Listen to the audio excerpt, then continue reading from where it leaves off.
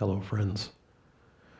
In today's Meditation Essentials video, I'd like to touch on a couple of points related to the practice and the experience of pranayama, because pranayama is both a practice and an experience, and just as meditation in our parlance is both a practice and an experience. The true meaning is that it is an experience of deep inward identification with bliss or peace or love or joy, etc. Pranayama is the experience of controlling our energy, learning to guide our energy. And the practice of it often involves using the breath. It doesn't have to involve using the breath. In fact, Yogananda created an entire series of exercises, recharging exercises, he called them.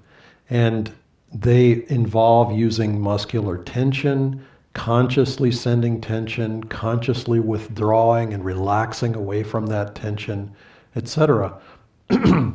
But in terms of breathing, because so many pranayams do involve the breath, I thought to give a few suggestions for how to practice this, because when we watch the breath, for example, or when we count out a certain number of breaths, or a certain count of breathing, so we inhale to a count of 6, hold to a count of 6, exhale to a count of 6, for example, or inhale 4, hold 8, exhale 8, that sort of thing.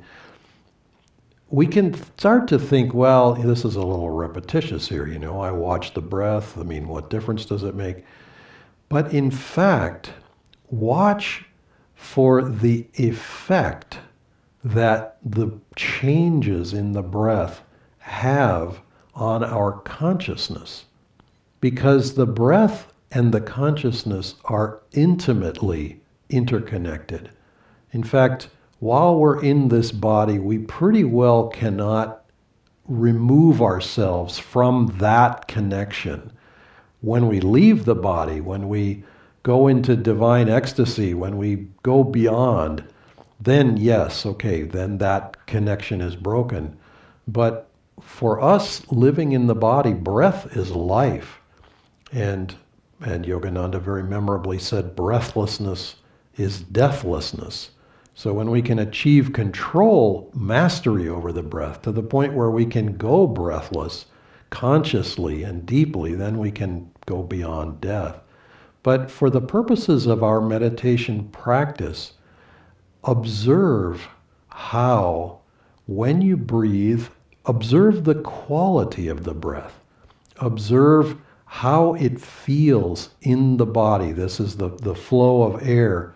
But observe also behind that flow of air, the flow of energy, because there's an energetic aspect to the breath that is quite beyond anything physical. And it's very subtle.